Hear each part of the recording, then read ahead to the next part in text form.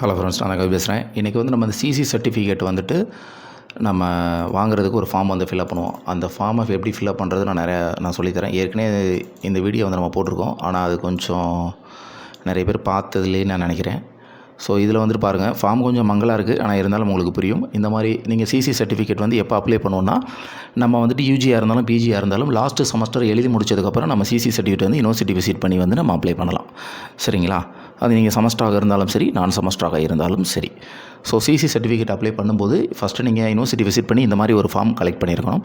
இந்த ஃபார்ம் கொடுத்தோன்னே ஃபஸ்ட்டு வந்து இந்த இடத்துல டேட் போட்டுக்கோங்க. இந்த இடத்துல டேட்டுன்னு இருக்கா, இந்த இடத்துல டேட் போட்டுக்கோங்க. நேம் ஆஃப் த கேண்டிடேட்டில் சர்டிஃபிகேட்டில் உங்கள் பேர் எப்படி இருக்கோ அதே மாதிரி நீங்கள் என்ன course, BA Tamil, MA Tamil இந்த மாதிரி ஃபில் பண்ணிக்கலாம். அப்புறம் நம்பர் 3ல் வந்துட்டு எல்லாருக்கும் என்ன ஒரு டவுட் வரும்னா, என்ரோல்மெண்ட் நம்பரு, ரெஜிஸ்டர் நம்பர் 2 கேட்டிருக்காங்க. என்ன உங்கள் ரெஜிஸ்டர் நம்பர் தான் என்ரோல்மெண்ட் நம்பர். சரிங்களா? ஸோ இந்த இப்போ நீங்கள் 19AT, 20AO, 22AOன்னு இப்படி உங்கள் நம்பர் ஸ்டார்ட் ஆகும் பார்த்தீங்களா, இந்த இடத்துலையும் அதே நம்பர் எழுதணும், இந்த இடத்துலையும் அதே நம்பர் எழுதணும். ஏன்னா மேக்ஸிமம் எல்லாருக்கும் இந்த டவுட் தான் வரும். ரெஜிஸ்டர் நம்பர்னால் எழுதிடுவாங்க, என்ரோல்மெண்ட் நம்பர்னால் எதுன்னு தெரியாது. இதில் நிறைய பேர் என்ரோல்மெண்ட் நம்பர்னால் அந்த நம்பர் எழுதிடுவாங்க, திருப்பி ரெஜிஸ்டர் நம்பர் என்ன எழுதுறதுன்னு கேட்பாங்க. ஸோ ரெண்டுமே சேம் நம்பர் தான். Month of year and last appearance வந்து நீங்கள் எப்போ லாஸ்ட்டாக எக்ஸாம்ஸ் எழுதுனீங்க, உங்கள் ஹால் டிக்கெட்டோட மந்த் அண்ட் இயரை வந்து நீங்கள் எழுதணும். இப்போ நவம்பர் 23, ஏப்ரல் 23 இந்த மாதிரி இருக்குல்ல. ஸோ நீங்கள் 6வது செமஸ்டர் யூஜியாக இருந்தீங்கன்னா, பிஜியாக இருந்தீங்கன்னா 4வது செமஸ்டர் அந்த ஹால் டிக்கெட் உள்ள மந்த் அண்ட் இயர் இங்கே எழுதணும்.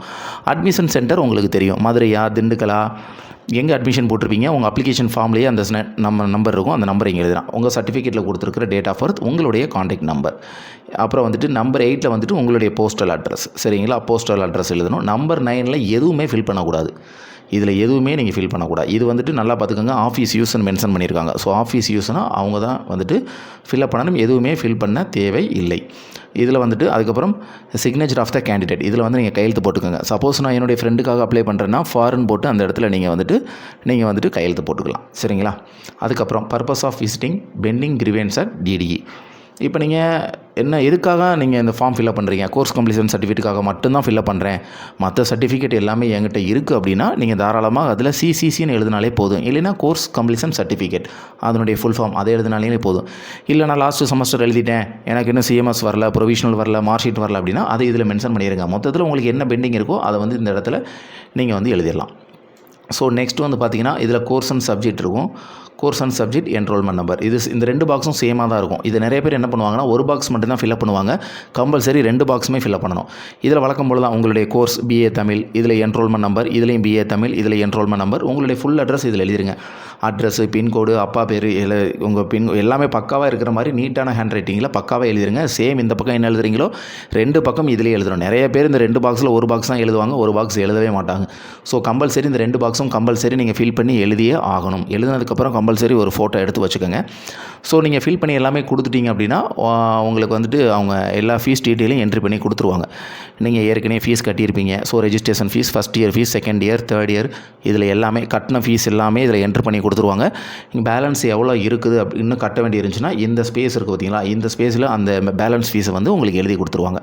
ஸோ இந்த ஃபீஸை வந்துட்டு நீங்கள் அங்கேயே பே பண்ணி அந்த ஆன்லைன் எஸ்பிஐ செலானை இதோட அட்டாச் பண்ணி நீங்கள் செக்ஷன்லேயே ஹேண்ட் ஓவர் பண்ணிட்டீங்கன்னா 15 டேஸில் சிசி வந்து நீங்கள் மென்ஷன் பண்ண அட்ரஸ்க்கு வந்துடும். இதில் நிறைய பேர் என்னென்னா, என்னுடைய ஆதார் அட்ரஸில் வேறு அட்ரஸ் இருக்குது, சப்போஸ் இந்த அட்ரஸில் நான் எது பண்ணால் நீங்கள் கரண்ட் அட்ரஸ் இருக்கிறதையும் இந்த இடத்துல நீங்கள் ஃபில் பண்ணலாம். ஆதார் கார்டை அட்டாச் பண்ணிடுங்க. கரண்ட் அட்ரஸை இதில் ஃபில் பண்ணிட்டீங்கன்னா இந்த அட்ரஸுக்கு உங்களுக்கு சிசி வந்துட்டு ஆட்டோமேட்டிக்காக ஸ்பீட் போஸ்ட்டில் உங்களுக்கு வந்து ரிசீவ் ஆயிரும். இதில் நான் செமஸ்டரில் வந்து கொஞ்சம் நிறைய பேருக்கு என்ன பிரச்சனைனா, சென்டர் வந்து ஃபீஸ் பே பண்ணியிருக்க மாட்டாங்க. ஸோ நீங்கள் ஃபீஸ் எவ்வளோ பெண்டிங் இருக்குன்னு தெரிஞ்சுட்டு அதுக்கப்புறமா அந்த ஃபீஸை நீங்கள் கலெக்ட் பண்ணி தான் நீங்கள் ஃபீஸ் பே பண்ணணும். சரிங்களா? ஸோ இதுதான் இந்த ஃபார்மை ஃபில்அப் பண்ணுறதுக்கு மெத்தடு. இதை ஃபில்அப் பண்ணுறதுக்கு என்னென்ன டாக்குமெண்ட்ஸ் வைக்கணும்னா, கண்டிப்பாக உங்களுடைய ஃபஸ்ட் இயர் மார்க் ஷீட் வைக்கணும், உங்களுடைய அட்மிஷன் கார்டு வைக்கணும், ப்ளஸ் உங்கள் ஆதார் கார்டு வைக்கணும். சரிங்களா? ஸோ இது கம்பல்சரி. ஆதார் கார்டில் அட்ரஸ் இருக்கிறது வந்துட்டு மேண்டினேட்டரி கிடையாது. ஆதார் கார்டில் என்ன அட்ரஸ் இருந்தாலும் உங்களுக்கு எந்த அட்ரஸ்க்கு இந்த சர்டிஃபிகேட் வரணுமோ நீங்கள் அந்த அட்ரஸை வந்துட்டு நீங்கள் இதில் வந்துட்டு நீங்கள் மென்ஷன் பண்ணிங்கன்னா கண்டிப்பாக உங்களுக்கு வந்துட்டு அந்த அட்ரஸ்க்கு வந்துட்டு போஸ்ட் பண்ணுவாங்க. இந்த நம்பர் 9 காலம் கம்பல்சரி ஃபில் பண்ணக்கூடாது. இது நிறைய பேர் ஃபில் பண்ணுவாங்க. இது வந்து யூனிவர்சிட்டி ஆஃபீஸ் யூஸ் தான், அவங்க தான் ஃபில் பண்ணணும். இதில் ஃபீஸ் டீட்டெயில் ஃபில் பண்ணுவாங்க. ஸோ இது அவங்க தான் ஃபில் பண்ணணும், நீங்கள் ஃபில் பண்ணக்கூடாது. அதே மாதிரி என்ரோல்மெண்ட் நம்பரும் ரெஜிஸ்டர் நம்பரும் சேம் தான். ஸோ நீங்கள் அதை வந்து ஒரே நம்பரை நீங்கள் ஃபில் பண்ணிக்கலாம். நிறைய பேர் என்ன பண்ணுவாங்கன்னா, கிரிவென்ஸ் கொடுத்துருவாங்க. ஸோ கொஞ்சம் டிலே ஆச்சுன்னா அவங்க கிளம்புறேன்னு சொல்லுவாங்க. ஸோ அப்போ நீங்கள் ரிசப்ஷனில் வந்துட்டு நீங்கள் இன்ஃபார்ம் பண்ணலாம், நான் கிளம்புறேன் மேடம் அப்படின்னு நீங்கள் சொன்னீங்கன்னா ஆட்டோமேட்டிக்காக நீங்கள் இதில் மென்ஷன் பண்ணியிருப்பீங்கல்ல, இந்த நம்பருக்கு வந்துட்டு உங்களுக்கு மெசேஜ் வரும். உங்கள் ஃபீஸ் டீட்டெயில் எவ்வளவு, எந்த லிங்க்கில் பே பண்ணணும் அப்படின்னு சொல்லிட்டு இந்த நம்பருக்கு உங்கள் நம்பருக்கு மெசேஜ் வரும். நீங்கள் அதுக்கப்புறம் பே பண்ணி கூட அந்த ரிசிப்ட்டை வந்து நீங்கள் சென்ட் பண்ணலாம். சரிங்களா? சப்போஸ் வெயிட் பண்ண, ஏன்னா சில சமயம் ஈவினிங் கூட ஆயிரும். ஸோ அப்படி இருக்கிற பட்சத்தில் நீங்கள் அந்த மாதிரி ப்ரொசீஜரை வந்து நீங்கள் ஃபாலோ பண்ணிக்கலாம்.